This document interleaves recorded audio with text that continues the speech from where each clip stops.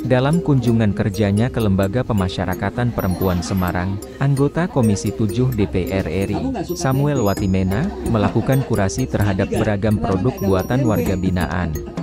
Siapa lagi yang lama yang membatik?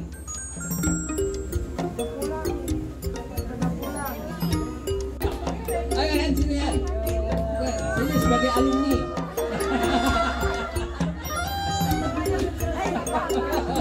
Kegiatan ini bertujuan mendorong lahirnya produk-produk khas hasil karya narapidana yang memiliki nilai jual dan berbeda dari produk komersial lainnya di pasar.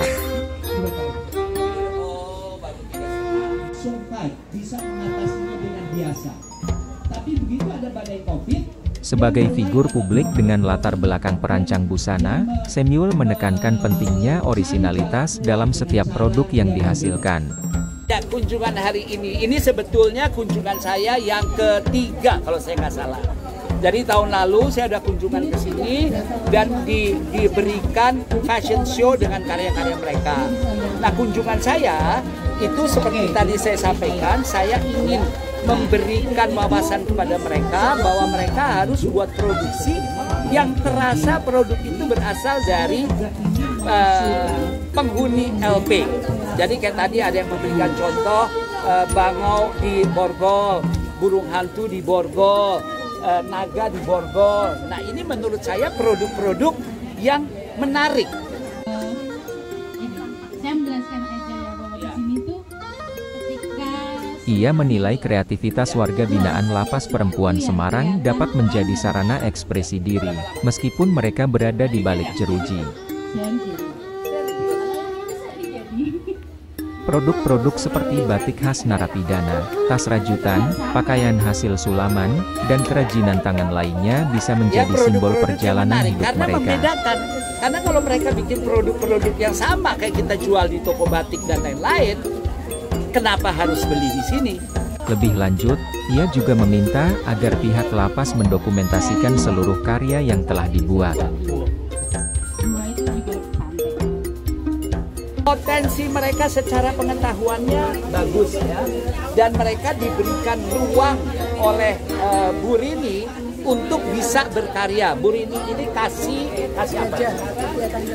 Kasih kegiatan kerja. Mereka diberikan wawasannya, tapi memang di dalam kegiatan kreatif wawasan itu menjadi penting ya, karena kemampuan teknik saja tidak cukup. Harus ada wawasan mengenai desain-desain yang baru. Karena itu tadi saya minta kepada kasih kegiatan kerja untuk berbagai teknik rajut itu didokumentasikan. Berbagai teknik sulap itu didokumentasikan. Sehingga mereka yang sudah keluar dari sini, mereka bisa melihat itu kalau mau melanjutkan. Dan mereka yang baru juga bisa melihat. Jadi kalau bertanya potensinya besar. Tapi kembali lagi, kita seringkali tidak memanage dengan baik. Ya, kalau kita furingin, bukan berarti salah. Tapi tas ini menjadi lebih resmi. Kalau difuringin, saya belanja ke supermarket, saya masukin buah-buah, furingnya yang bisa terpengaruh, basah atau lainnya. Ini justru karena dia bolong dan segala macam, pakai belanja ke supermarket mau masukin pisang, masukin salak, masukin apa, ini nyaman. Saya mau bawa body cream, Ia menegaskan, pemasaran produk tidak perlu terlalu diarahkan ke pasar internasional, sebab potensi pasar lokal, khususnya di Kota Semarang, sudah sangat besar. Ya, kita jangan ngomong internasional dulu. Karena kalau kita bicara populasi Semarang, itu 1.700.000 populasi masyarakat Semarang. Produk mereka seberapa kecil? Ini yang 200. Betul nggak? 10% dari 1.700.000 masih 170.000. Betul ya? 10%-nya masih 17.000. 10%-nya masih 1.700. Mampu nggak? Jadi jangan kita kemudian terbebani dengan ekspor keluar segala macam, nggak perlu. Masyarakat kita dulu. Itu baru di Semarang loh, 1.700.000 itu. Ya, belum ke tetangga kita, belum keluar Pulau Jawa. Jadi pasar kita itu cukup. Dengan segmen pasar dalam negeri yang masih menjanjikan, Samuel berharap jangan sampai pasar tersebut diambil alih oleh produk-produk luar. Bisa membedakan apa ya?